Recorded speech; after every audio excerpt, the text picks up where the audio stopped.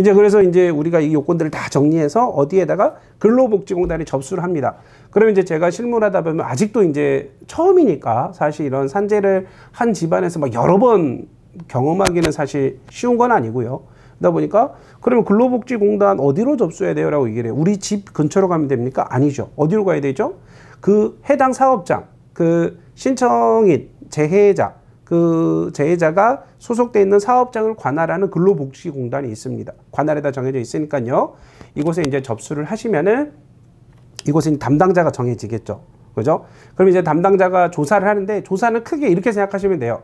첫 번째로는 그 이제 뭐 유족 측 혹은 재해자 측 대리인 본인들이 직접 그 제출한 서류의 진위 여부 조사를 할 거고 반대적으로 그 사업주를 상대로 이제 조사를 합니다. 또 뭐 이런 일이 있다던데 이게 맞습니까? 실질적으로 뭐 언제부터 채용이 됐고 급여는 얼마나 받고 일주일 동안 뭐 근로시간 어떻게 돼 이런 것들을 다 이제 조사를 해야 돼요. 그러면은 이 이제 사업주 조사 내용이 있을 거고, 그죠? 그다음에 주장하는 대리인 혹은 당사자의 조사 내용이 있겠죠. 이제 이것들을 취합을 합니다. 취합을 하고 이거를 어디로 그 해당 관할 지사의 업무상 질병판정위원회로 송부를 해요.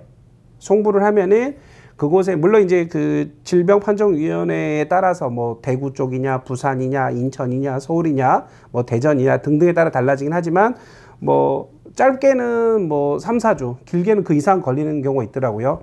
그러면 이제 거기에 이제 이제 해당하는 간사라 그러죠. 지금 근로복지공단 직원들이 계세요. 그러니까 업무상 질병판정위원회 사무국 직원들이겠죠.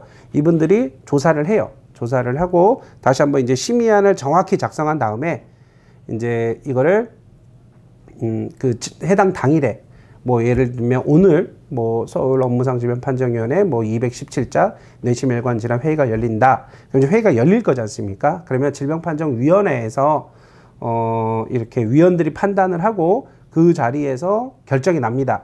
다만 이때 중요한 게 이거는 이제 본인들이 직접 하신 분들도 그렇고요. 직접 수행하신 분도 그렇고 통상적으로는 의견 진술 기회라 그래가지고 당일날 이제 그러니까 그 해당 당사자의 사건을 하기 전에 이제 먼저 최종 정리를 들어요. 그러니까 의견을 듣습니다.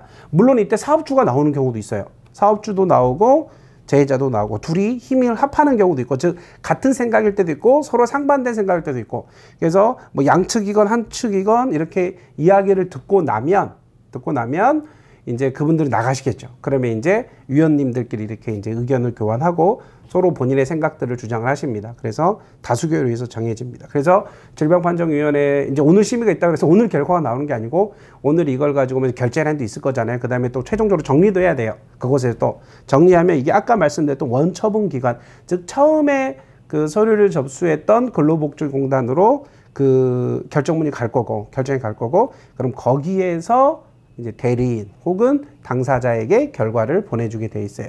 이제 이게 산재의 원칙입니다. 이 절차고요. 다만 몇 번 언급을 했는데 여기서 이제 조금 의미 있는 건 뭐냐면은 만약에 자발성 뇌출혈로 추정이 된다. 뇌출혈보다 심근경색으로 추정이 된다라고 했는데 사망 진단서가 없어요. 즉 DOA라 그러죠. 뭐 예를 들면 사망한 채로 발견이 됐어요. 그럼 이 경우는 사인 미상이잖아요. 그럼 이럴 때는 하나의 소위원회가 있다. 그래서 사인 미상 이제 소위원회에서 이게 혹시 뇌심 질환은 아닌지 여부를 판단하게 돼 있겠죠. 이제 그런 절차가 하나 있다라는 거. 그리고 이제 끝으로 드리고 싶은 말씀은 이제 제가 오늘 뭐 뇌출혈이 어쩌고 저쩌고 뇌경색 어쩌고 말씀을 드렸잖아요. 그죠? 근데 이게 뭐 예를 들면 공사장에서 일하시다가 떨어졌다. 추락에 의한 경우가 있을 수 있죠. 뇌출혈 주로.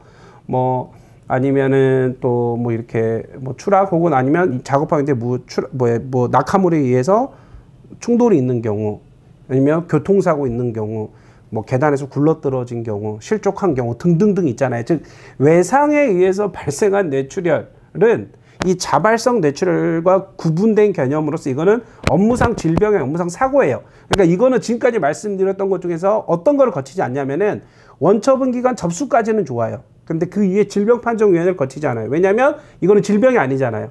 업무상 사고잖아요. 그럼 이거는 그냥 원처분 기관에서 결정을 해주는 겁니다. 그러니까 이거를 했는데 예를 들면 이제 이 영상을 보시는 분 중에 궁금하신 분이 예를 들면 자기 지인이 내지는 본인이 그 공사장에서 뭐 떨어지셨어요. 비계에서 떨어지셨거나 뭐 어쨌든 뭐 떨어지셨어요. 그래서 뭐 뒤로 넘어지면서 뇌출혈이 왔다. 그럼 이거를 막 업무상 질병 판정위를 거쳐야 되는 거예요. 전혀 그러실 필요가 없어요. 예, 그거는 예, 그렇게 생각을 하시면 될 것 같고, 오늘 말씀드린 건 업무상 질병에 해당되는 경우다. 그래서 법적 요건이 과로도 있다. 그다음에 절차적으로는 사실은 우리가 흔히 알고 있는 근로복지공단에서 결정하는 것처럼 보이나 근로복지공단 내에 업무상 질병 판정위원회가 전국에 이제 광역별로 있는데 그곳에서 결정이 난다.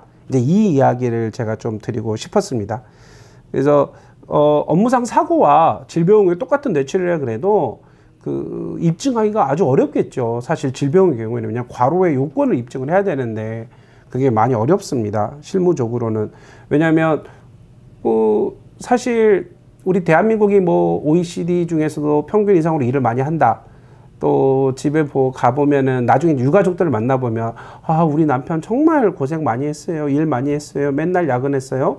내지는 우리 아버지 정말 야근 많이 했어요. 라고 얘기해요. 제가 그게 진실이 아니라는 게 아니에요. 자, 야근을 많이 했어요. 일을 많이 했습니다. 과로했습니다. 근데 얼마만큼 했냐라는 거예요. 이게 계량화가 되지 않으면은 쉽지 않다라는 거죠. 그냥 질병판정위원회 가가지고 일 많이 했습니다. 이게 끝이잖아요. 얼만큼 했냐 이거예요. 몇 시간을 했냐 이거예요. 그래서 계량화 수치는 게 되게 중요하고, 그 계량화를 시킬 때 단순한 진술로만 하면 또 의미가 없겠죠. 사실 의미 없다는 표현은 좀 그렇고 설득력, 논리력이 상당히 떨어지겠죠. 그래서 어떠한 데이터를 근거로 해서 근로시간을 산정하는지 여부, 이제 이런 것들도 중요한 겁니다. 실무적으로 업무상 질병, 즉 자발성 뇌출혈, 뇌경색 이런 걸 할 때는. 이 정도로 말씀을 드리고 싶고요. 그 다음에는 또 다른 더 좋은 영상 주제를 가지고 찾아뵙도록 하겠습니다. 고맙습니다.